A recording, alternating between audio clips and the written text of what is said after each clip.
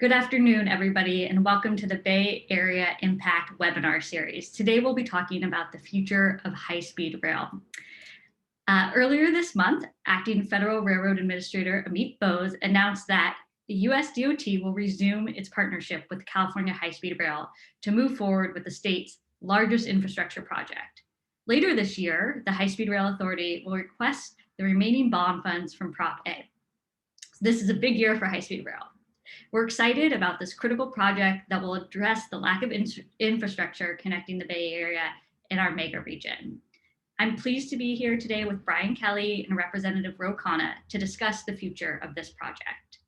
Brian Kelly is the Chief Executive Officer of the California High-Speed Rail Authority. Brian has led high-speed rail for the past almost 3 years and brings his extensive experience, leadership, and energy to the project. Brian served as the first secretary of the new California State Transportation Agency, an agency created in 2013, which was focused solely on transportation. At CalSTA, Brian oversaw 8 departments, boards, and commissions of 38,000 employees and a budget of $18.1 billion, one of the largest portfolios in the state of California. Representative Ro Khanna will be joining us shortly.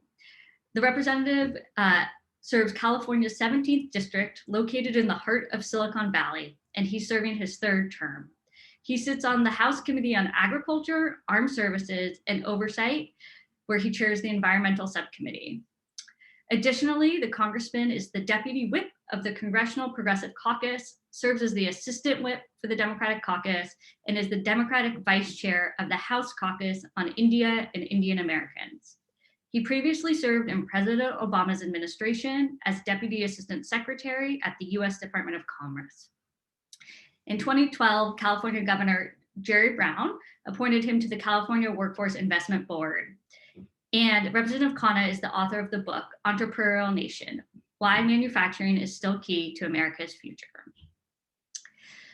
So with that, I will turn it over to you, Brian.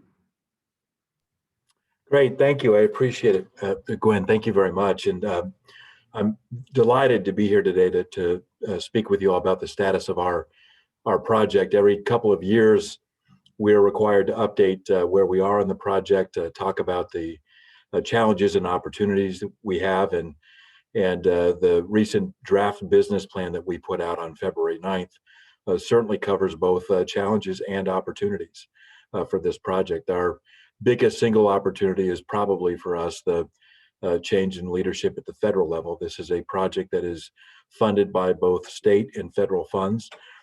Oversight of this project requires full cooperation, collaboration of both our federal partner and us. And so after a few tough years of pretty significant disengagement, we're feeling pretty optimistic about the level of re-engagement we're getting on this project from our federal partners under the Biden administration. I think Gwen started with a quote from Amit Bose, who's the incoming administrator of the FRA, and that partnership is just night and day different from where it's been. We've got very important things to work through with that federal partner, and I just can't emphasize enough how important that relationship being sound is for this project. Not just the things we do every day on the project, but also for the future and how quickly we can expand the project. And there's great opportunity for that as well. So I have a brief PowerPoint presentation I was going to roll through here. I think my colleague Rebecca is going to help me roll through these. And again, welcome everybody. I'm, as noted, I am Brian Kelly, the CEO of the High-Speed Rail Authority. And I've been in this job. I started on February 1st of 2018, and just went through my 3rd year here. And so look forward to this presentation and the Q&A that will follow. Let me jump right in here, going into the next slide. Just an oversight, every 2 years, an overview. Every 2 years, we have a business plan that's due by statute to the legislature. This year's has been wildly unusual, mostly because of the impacts of the COVID-19 pandemic on not just our work, but also the work of the legislature and the oversight bodies that we have. It slowed down a lot of things, and we kept getting delayed on when we would release a draft or a final document. As we got into summer last year, we were asked by the legislature to look at a couple of additional elements of the program. And so while we're still calling it our 2020 business plan, we are now issuing it in 2021. We just put out the draft on February 9th. That kicked off a 30-day public review and public comment period. Next Tuesday, I think it is, on March 2nd, we will have a board hearing that will just take public comment on this draft plan. Then my board reconvenes some 3 weeks later on March 25th, where we will review some of the comments we heard, talk to the board about any changes or revisions we're making to the draft plan, and ask the board to adopt that so that we can submit the plan to the legislature by April 15th of 2021. Now, I do want to say something here that I think is very important for all folks who are following this to understand. We may adopt this business plan in April of 2021 as sort of the board and the authority's policy view of where we need to go and the things we need to do next.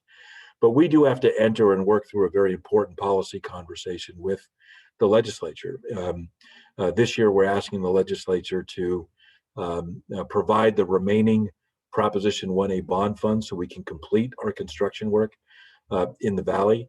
And so they certainly have all the right in the world to ask us questions about where we are, where we're going, and make sure that we're working together on how we proceed. And that's going to be a necessary part of this conversation. So while the business plan will conclude in the middle of April, we're going to have an extensive and back and forth with the legislative leadership and the legislature all the way through this budget process. I would say probably into early summer, and hopefully that will end in us having a collective path forward on this project. So I just want to flag that. Next slide. This business plan provided an opportunity for us, and it's actually something that many in the legislature asked us to do, is to talk about how the COVID-19 pandemic impacted our work, and it did impact our work. There were sort of 1,000 bites at what we were doing that had an overall impact on our schedule, and it's to some extent our costs and even our revenue. We've had to quarantine 240 plus workers over the course of the last almost a year now. Our project typically receives a good portion of our ongoing funding, really the only source of our ongoing money, from the cap and trade revenues. We get 25% of the yearly auctions from cap and trade.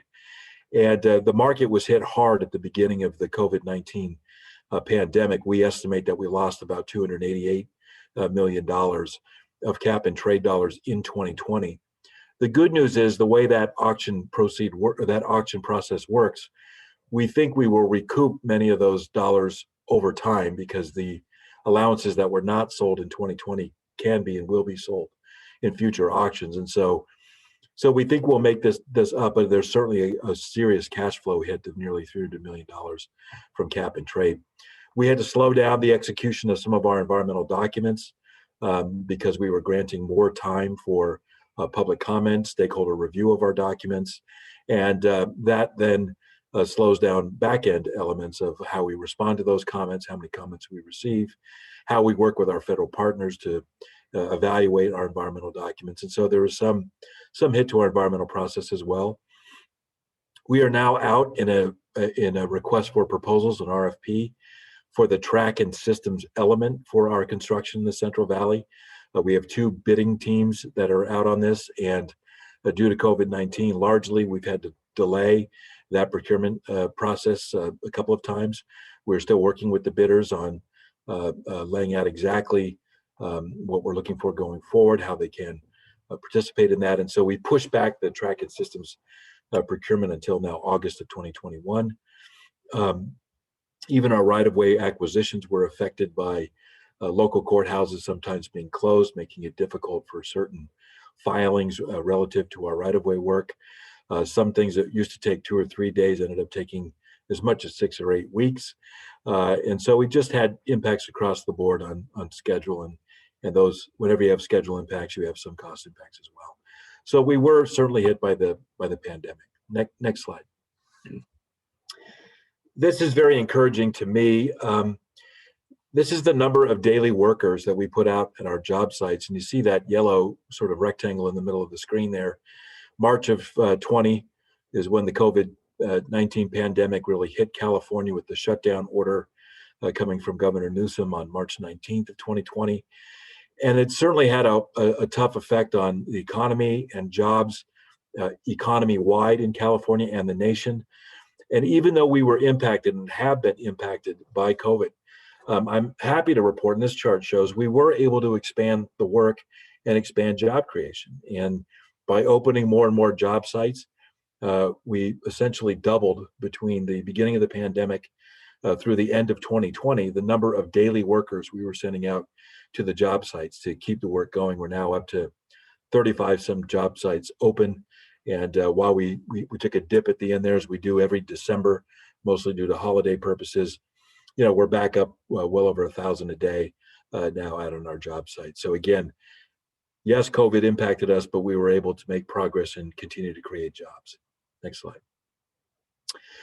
This is a little what I guess I call my scoreboard on this project. I started here in 2018, and that first column is kind of where things were in 2018 and where they are today. The total number of construction jobs we created since the beginning of construction is something we track, and in 2018 we're about 2,500. Today we're over 5,200, doubling the number of construction jobs created.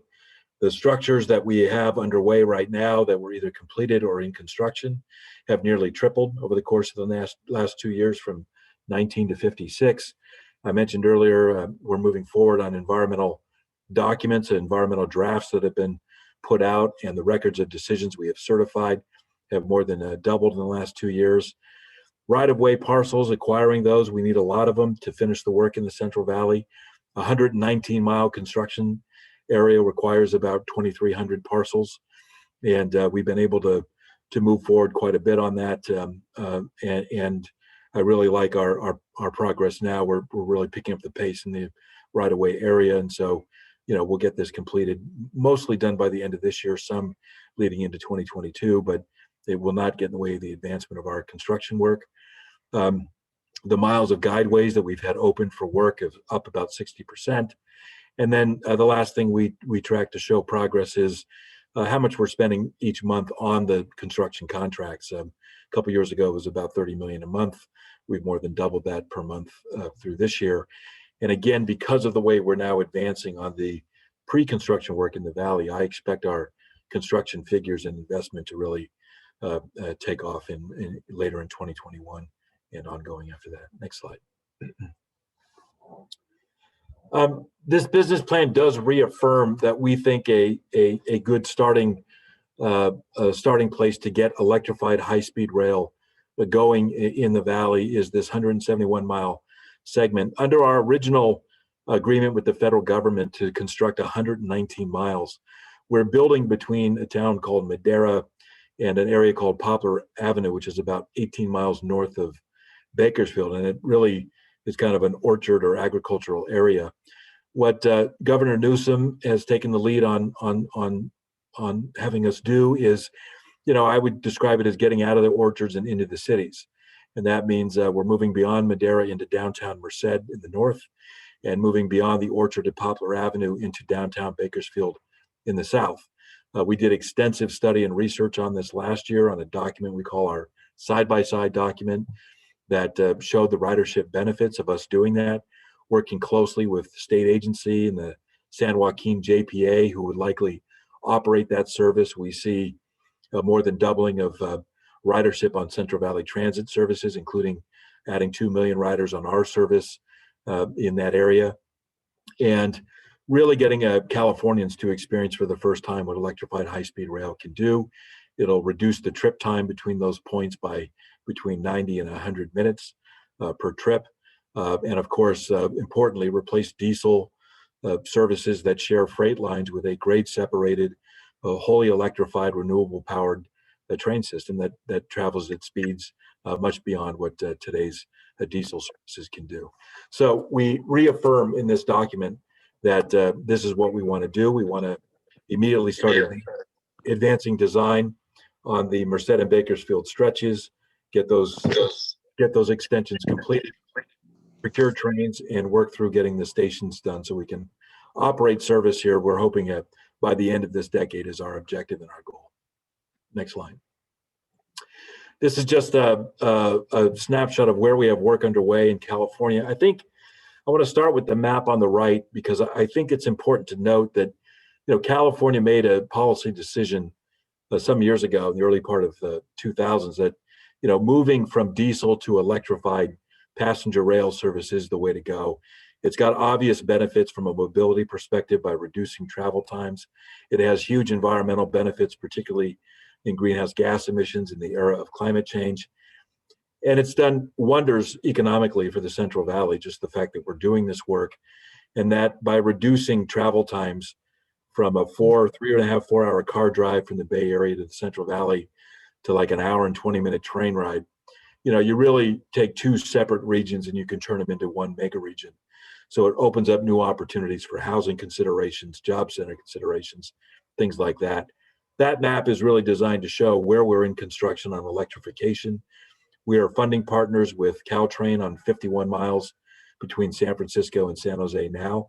We have 119 miles under construction in the Central Valley today, and the Newsom administration is proposing to extend that to the 171 miles to Bakersfield and Merced. And then you see in Southern California what I call the new kids on the block, which is the Brightline service that proposes to go from, right now it proposes to go from Las Vegas to Victorville, but we're looking at an extension to Palmdale where it would ultimately meet our train. And then they also want to go further south into Rancho Cucamonga. So there are good options, not just north and south, but east-west, all of it on electrified high-speed rail. So this is further along than I think most people understand. I would just note that where you see the dark sort of black or bluish lines, those are where we're still working on the environmental documents. And you see in the Bay Area, that's the extension from Merced to San Jose, which the draft is completed. We're looking at getting the rod certified in the first quarter of 2022, and San Francisco to San Jose is just a couple of months after that. So get that environmental work done, start advancing design work, start identifying right-of-way needs, utility relocations, and get things ready for construction and make it really all about necessary funding so that we can get that valley-to-valley work done. Next slide. Just a quick sort of diagram of where we are in the environmental process on those Northern California segments.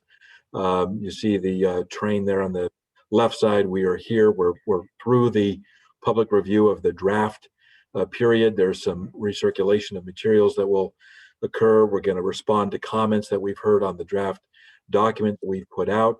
We got to share it with our cooperating federal and state agencies. And then it goes back to a public review. We bring it back to our board to approve the draft document. As I said, we're looking at doing that in the beginning of 2022. And then that's when we would certify the record of decision and can start doing the advanced design work and start doing more pre-construction work in this area. Next slide.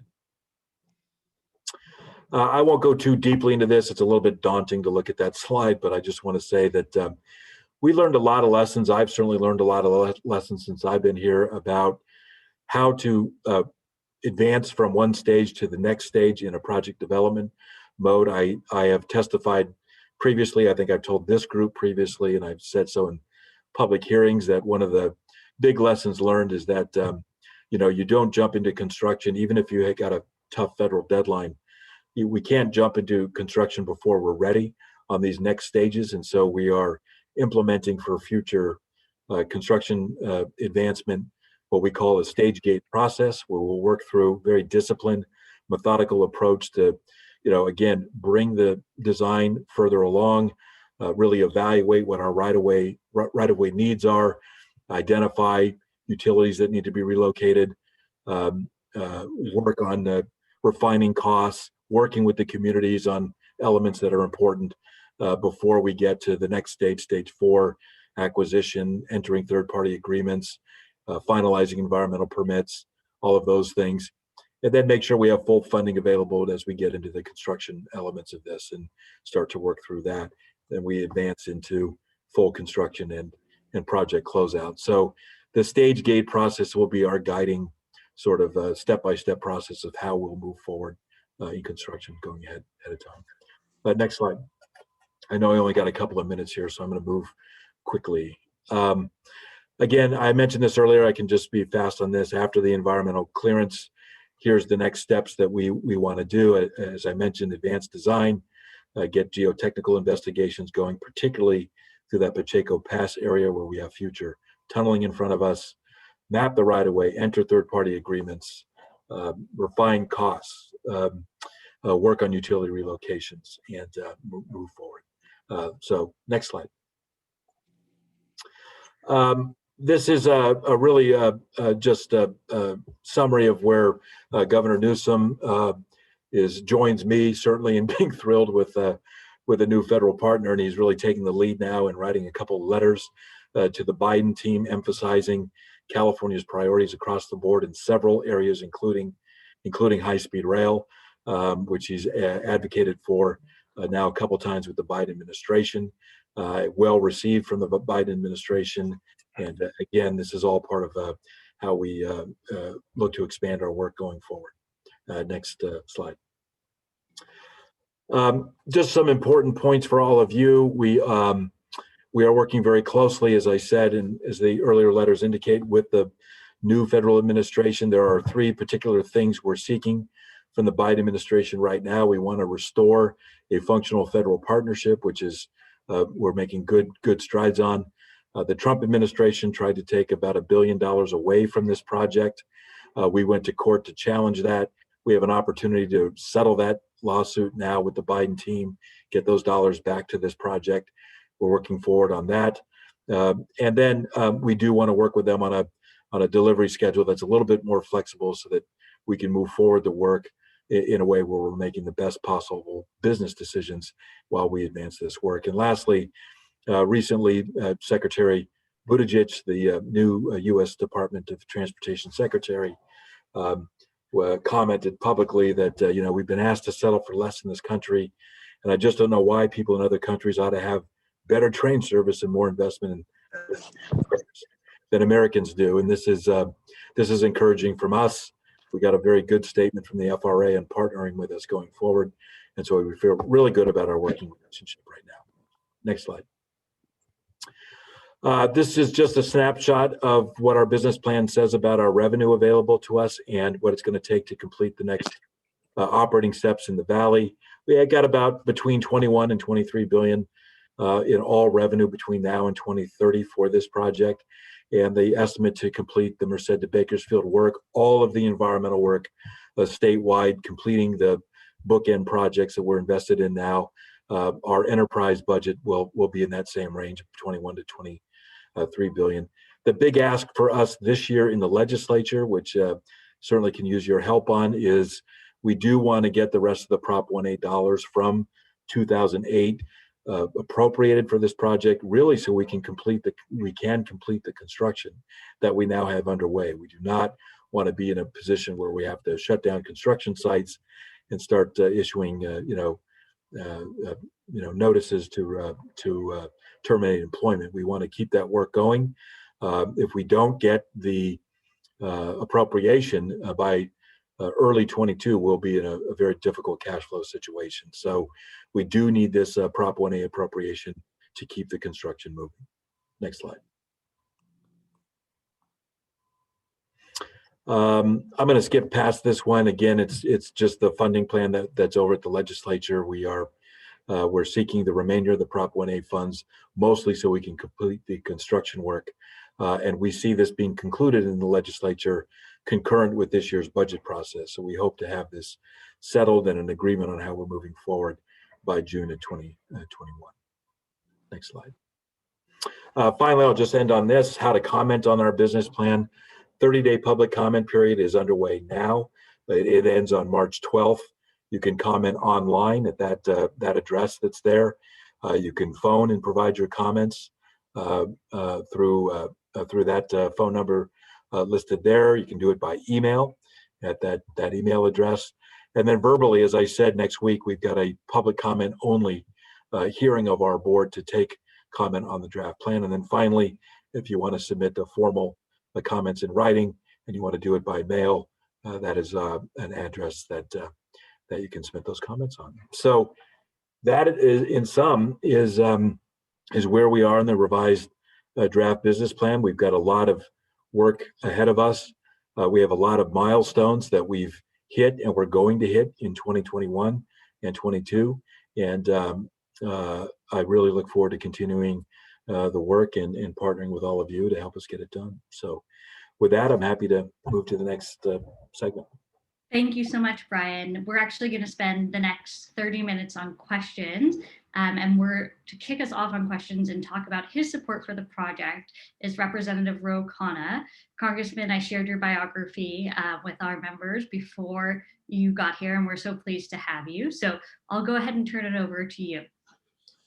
Thank you, Gwen, and thank you, Brian, for your leadership. I was talking to Jerry the other day, Jerry Brown, and he said, Brian knows everything there is to know about high-speed rail in California. So I haven't heard Jerry Brown give many compliments. So that's a credit to you. Thank you. And, you know, my interest, as you know, this is the only project in the United States that we're doing this. It's largely funded by state money, not federal money, and usually it's the reverse. The mandate to do it in Central Valley was not a state mandate, it was a federal mandate. In retrospect, maybe we should have thought about it differently, but that was something that was imposed upon us as a state and not something that we chose. And so I think I make these points about how we had to raise the money ourselves, how we had no choice about where to start it, and how we haven't gotten sufficient federal support to say that not everything with the high-speed rail has been perfect, but we deserve some credit for being the one state trying this, and we haven't had the federal support, candidly, to make it happen. And so this is going to be a high priority for me and the Bay Area delegation. And I know Pete Buttigieg quite fairly well, and I know he wants to deliver on high-speed rail. You know, President Carter has been the most, I think, eloquent about this, where he says that, you know, China hasn't been in a war since 1979. We've been in 40 conflicts since then. And yet they've got 15,000 miles or so of high-speed rail, and we have none. So our priorities are not correct when you look at the competitiveness of our state, when you look at the competitiveness of our nation. The high-speed rail will not just help with emissions, not just help with with traffic. It will actually help reduce home prices, because now people will be able to commute and don't have to live in the same area. So it'll put enormous relief on some of the home values and rent costs that we have. And it's going to help connect more of our state, connect rural with coastal, try to build these inter-community connections that we need so desperately as the country is so split, so divided along urban and rural lines. So, you know, I know that we need to do our part to get federal money. And I guess, Brian, my question for you is, if you had to say, you know, what are the 3 lessons California has learned in terms of what we could learn from what went wrong, and because not everything is perfect in anything. And then, you know, what are the 3 things that we're doing really well, if we were to push back to sort of the recent New York Times article saying the high-speed rail is an example of California's governance not working? How, you know, what are the 3 things we're doing well?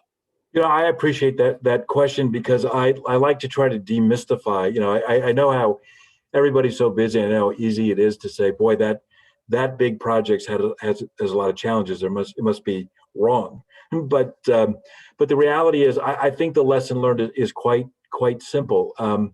You know, in the case of how we started construction in the Valley, I guess I'd put it in a couple categories. One, for good reasons, we wanted to be aggressive on starting construction because we had some early federal money with very tough deadlines on when it had to be spent, by which it had to be spent. And so you had to get into construction to achieve that. The downside is we got out of sequence, and that means we went into construction at risk in some places We didn't have all the right-of-way in hand in some places. Things, the design elements have taken a little bit, too long. And when you don't have those things in place, you get into schedule delays. And then when you get into schedule delays, cost delays immediately follow. I think the other thing is for people to, and this is something I'm learning, and I think maybe, folks who were here before me would probably share this today. We do a lot of talking about the vision of this. The vision of this is important. I took this job because I'm certain that electrified high-speed rail powered by renewable energy, cutting a travel time from San Francisco to LA and Anaheim to 3 hours or less is worth doing. I still believe that's worth doing. But while we express the vision, it's also very important that we're very clear on where the project is. And I think, some of it has been a lot of focus on vision and not enough on sometimes here are the challenges that are right in front of us that we have to complete before we can get to that vision. And so, for example, not to go too wonky on this, but for example, when I started here, very little of this project was even fully designed yet. And so it's hard to finish the right-of-way work or do the utility relocations or other things if we still haven't finished design. Today, the construction packages in the Valley are all 90% more designed. One of them's 100% designed. By April, they'll all be 100% designed. And then you know exactly what's in front of you that you have to finish. You know exactly what your schedule can be. But part of that is an understanding of exactly where we are. I guess another example is just people often ask me, what's it going to cost to travel from here to San Francisco to LA? We have rough estimates on that now, but I remind people that for the bulk of that trip, we're still in the environmental process. And we got to get through that environmental process before we can really refine those costs and narrow them down. And so we have a sense of them. We talk about them in ranges, but only through advancing the work can you really refine that and get greater clarity on what you're doing. And so it's important. And I spend a lot of time sort of trying to tell people, here is where we are. I know where we want to go. Here's where we are. And we work real closely with Governor Newsom to be clear on how we're going to go forward in a building block approach, recognizing we can only do with what we have, and try to get an interim operating segment going, try to push hard, working with our federal partners to get to valley going, which is what I really want to get going, because that's the most exciting next step in front of us. And So that then would be the Central Valley to LA, basically? no, Central Valley to Silicon Valley would be valley to valley.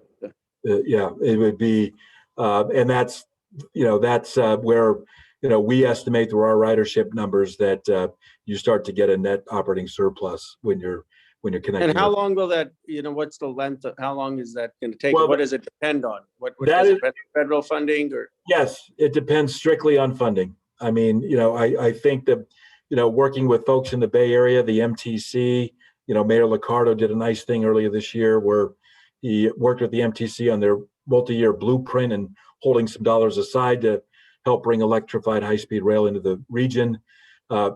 Federal help to close the gap there. And then, I got to come back to the state and probably find some additional money to close that gap.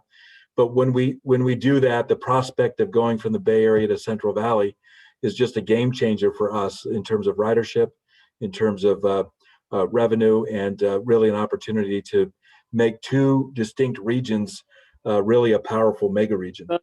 How much money are we talking about, and how much is going to be Well, it's needed? not, it's not cheap. I would say our estimate now to close the gap to San Jose and get all the way into San Francisco is about 15 billion. But again, from where? From Bakersfield? No, or Merced? Well, that's Merced. That's Merced. Okay. But that Okay. we would already in the valley. We would already be going all the way south to Bakersfield. Okay. So this is the extension to get through the Tehachapis. Through the Pacheco Pass and then up the peninsula, largely on the Caltrain right away. But How much of that needs to be federal money of the 15 billion? Well, I would like to offer something like what I call a 10-5-5, if you will, just to make sure we can cover things. But if 10 came from the federal government and we could find 5 between regional local funds and 5 from the state, we're in business. we're in business. So But until we get that, I guess the project is on hold from. well, it's not on hold. It's not on hold because we still need to advance the environmental work, but that's our federal requirement in the Bay Area. We still want to move forward on the pre-construction work, design, right-of-way mapping, other things. We want to get it ready for construction anyway. So, and then at some point we want to get the funding. But until that time, you're right, we're limited to getting operations going only in the Central Valley until we find more funding. Good. Okay. And yeah.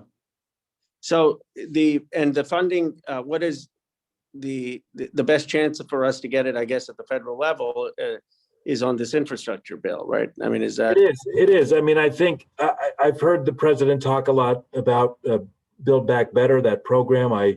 My sense of it, you would know better than certainly I. My sense of it is I think it sounds like he wants to talk about it after the COVID stimulus stuff is resolved, and then he wants to get into this conversation. We're eager to see that.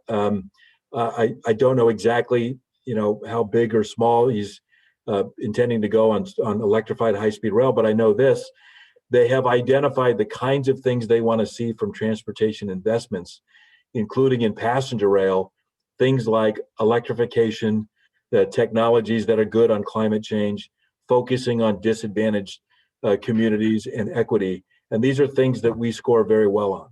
And again, the opportunity to cut down travel times from the Bay Area through that Central Valley from what is 4.5 hours today to just over an hour is what we can do. And I think that changes the whole game when it comes to jobs and housing and everything else.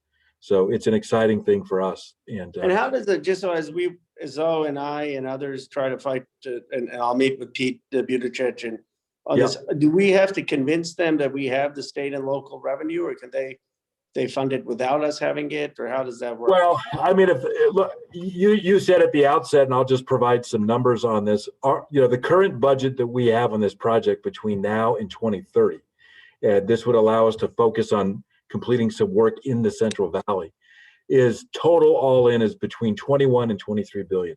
The state of California is funding 83% of that. So that's 21 billion that we haven't spent that we still have? Or? Yes. But it's, but we have work in front of us that we have to dedicate those dollars to. So the idea. And where is that 21 billion going, most of that? That Merced to Bakersfield, that stretch in completing the work. And so beyond that, whatever. And that's from Proposition 1A, most of that money, or? No, most of that money is from the state's cap and trade program. Proposition 1A gave us 9 billion in total. The federal government so far 3.5, and the remainder is the state's cap and trade program. Okay, which the state legislature had said should go for this purpose, the cap and trade. Yes. Yeah, they did a cap and trade expenditure plan, and 25% every year it comes to advance this project. Got it. So that's. And none of that can be used for the Bay Area part, for the valley to valley connection. Say that again.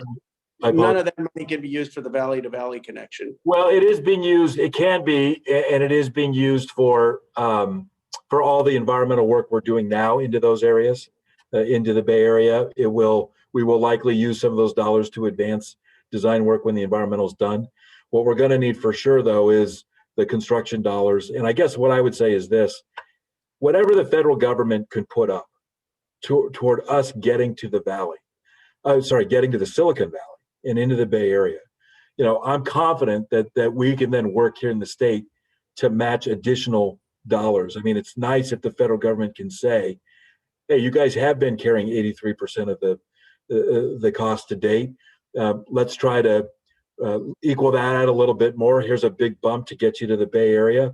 And if we have to go find more here and working with our local partners, I'm confident we can and would. And how do we avoid, it seems to be I'm not sure the restriction of building in the Central Valley was worth the money that we got. I mean, I'm all for building in the Central Valley, but it's not clear to me that was where the project should have started.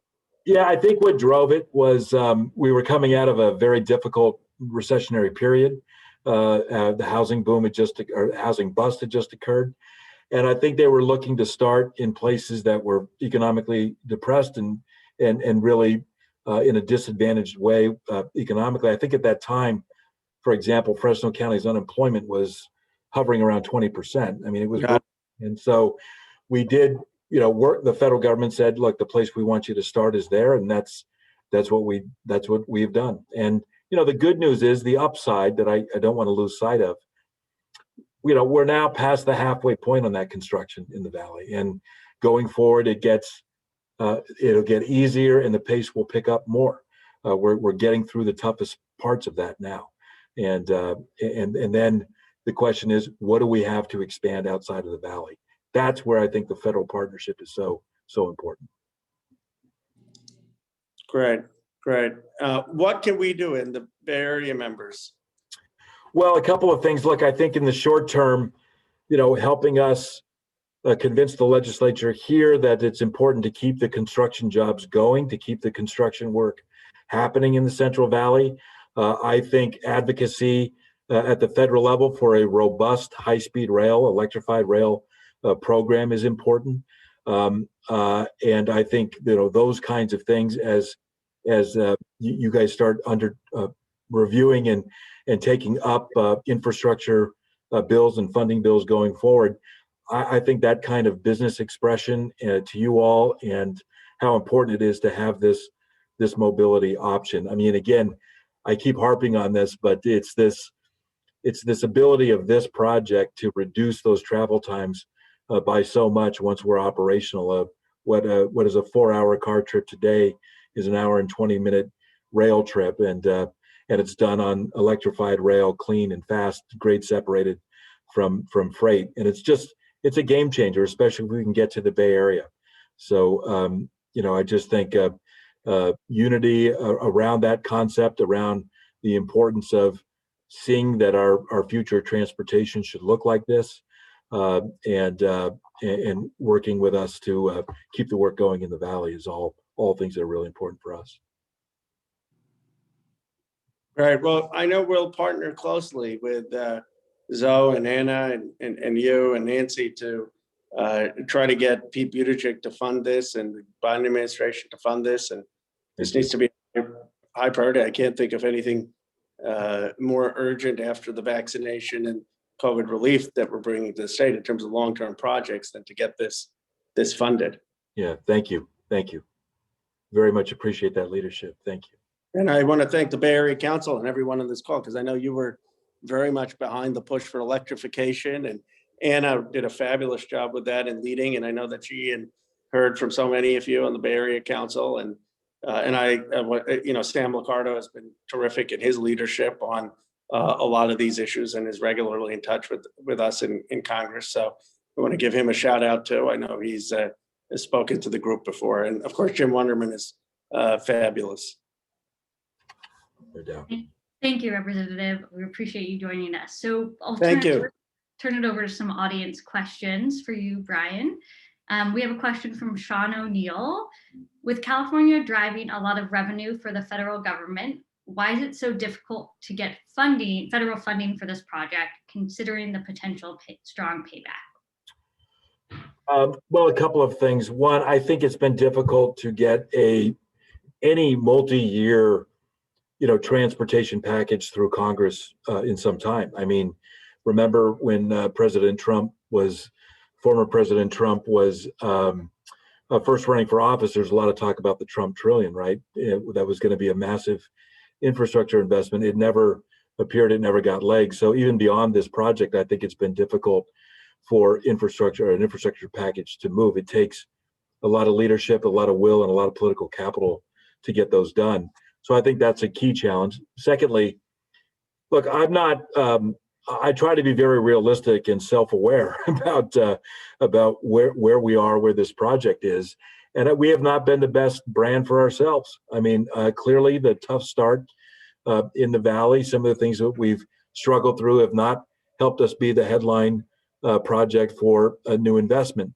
But what I know is this: I know that this organization and this project is better today than when I got here, and I know it's going to be better going forward as we get through this pre-construction work in the valley. Once we're in full construction, things will move at a much quicker pace, and we're getting to that this year. So I feel good about that. We will complete our first construction package in the Valley in about 14 months. And we're going to keep advancing this environmental work. And what you're going to see, I said earlier, we've moved from 2,500 jobs created to 5,200, and that number is going to really explode over the course of the next 2 years. These construction packages are opening, job sites are opening, and more people are getting to work. So that's what's in front of us. And I think, I don't think we've always been our best advocates, but I think the advancement we're making, the performance that we're now starting to show, just the progress on the project on the ground. If we continue to do all of that, I think it becomes clear to people, and especially as we get to talking about what operating segments look like, people actually on the trains, at the stations, people start to get the benefit of this and see. Anybody who's experienced it worldwide knows how good this option is for travel. And so I think ultimately, as we get better, it'll get easier to get this done. And it's my responsibility for us to get better. Thanks. Here's a question from John Eddy from ERA. The administration change in DC is great news for your organization and many of us. With the administration's strong commitment to going beyond business as usual to building back better, are there opportunities to work with the administration to incorporate even more innovations and technology advances into your program than previously planned? Yeah, I mean, the short answer to that is yes. And I think some of that comes down to, I think that what I'm seeing, I don't want to be too California centric, but I will say what I'm seeing coming out of the Biden team, both the transition team and now what you hear on a lot of the push for infrastructure is, to me, really the continuation of what California had started some time ago. We started to invest in transportation projects where we wanted to see more than just a mobility benefit. It was important that it also helped us meet climate change benefits and focused work on economic lifting in disadvantaged areas. And equity became a bigger element of this. I think these are the themes you're seeing out of the Biden administration on what they want to accomplish with infrastructure investment. I know they think infrastructure is a way to expand employment. I think we are the poster child of that. And so I think I feel very confident that we're going to, in the days and weeks and months ahead, that we have a very good chance to work with the Biden administration, not just to, value and invest more in this project, but to also make sure that those kind of elements, bringing technology to other transportation systems, be they vehicles or other transit systems, or the further work on autonomous vehicles and all kinds of things, become supplemental services to our service. And I think there's a real commitment to see that all advance.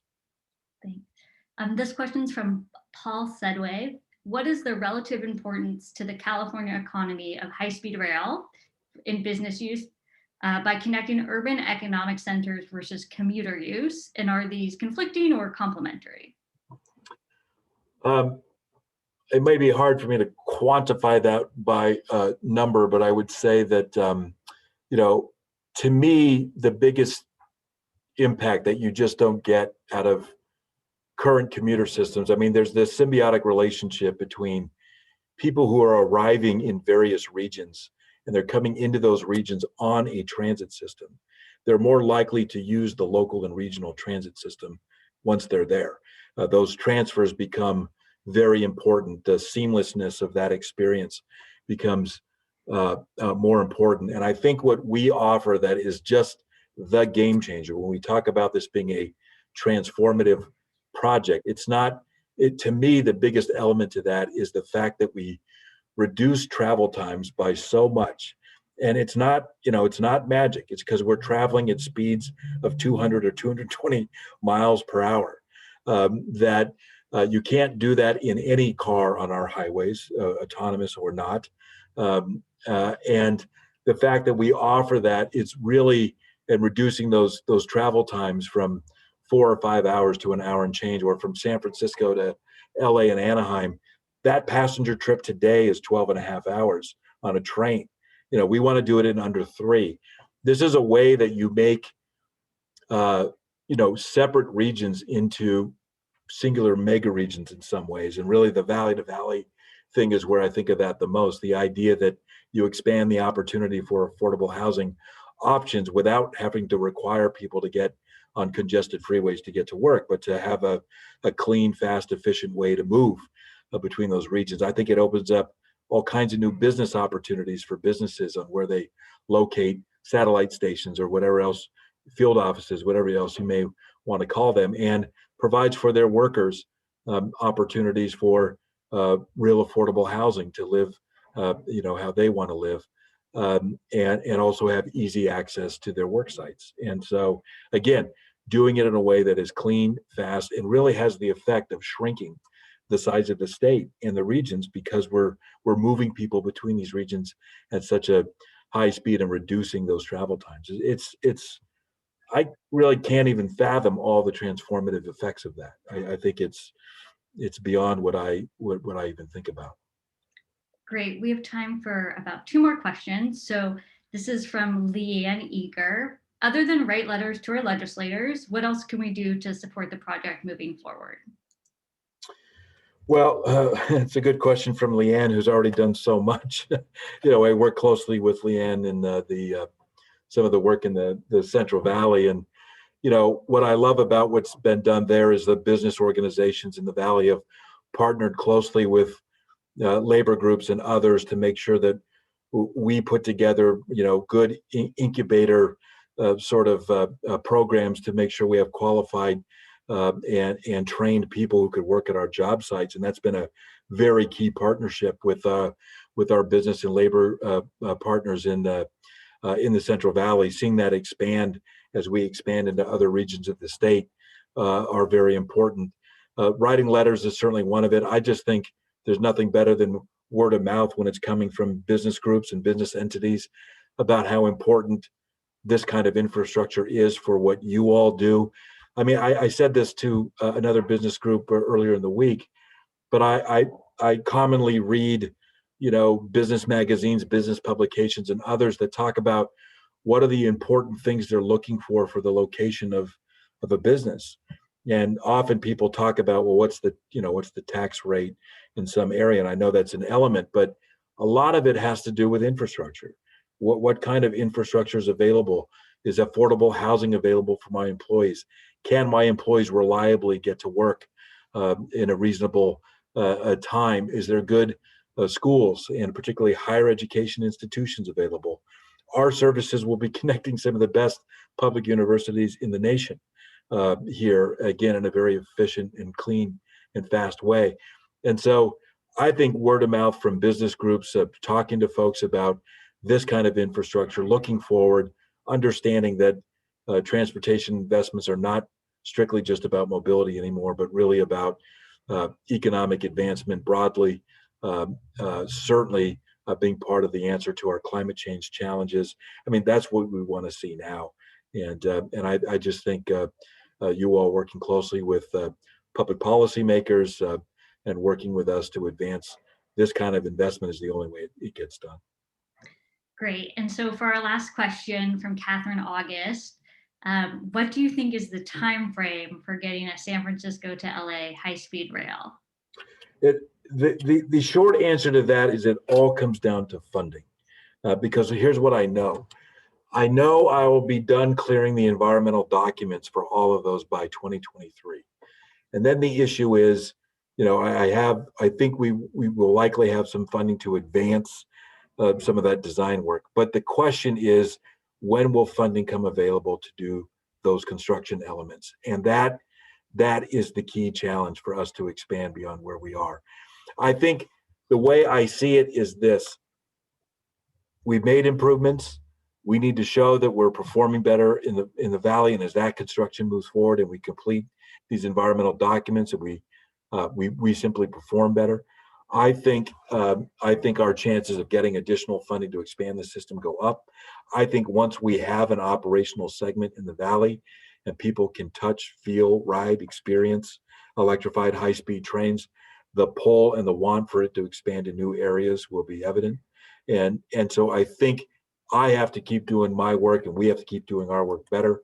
But as we do that and we expand this work, it really all comes down to funding. As the congressman said a minute ago, look, if they could find enough federal money to help us get into the Bay Area sooner, that's work that we can get done. So, the course of the next decade, we can be in the Bay Area operating into the Valley, Valley to Valley service. And look, I'll be candid. That is what I would rather put my money toward. I mean, I don't have enough to do that today, but I would much rather be working on the Bay Area, the Central Valley system entirely today than finding a narrower, incremental interim operating system. But I can only do with what I have. And so that's where I'm starting now. But again, that inflow of funds to allow us to get Valley to Valley going, that would be a game changer for us to move much more quickly on the Valley. Well, we're almost at time, so I want everyone to know if we didn't answer your question, we'll be sending out these slides and more information about the next public outreach for the High-Speed Rail business plan. Brian, I want to thank you so much for joining us, for sharing the High-Speed Rail update, and for taking the afternoon to share your thoughts with us. Everyone on the Zoom screen, thank you so much for joining us, and we look forward to having you join us for our next Bay Area Impact Forum. Take care.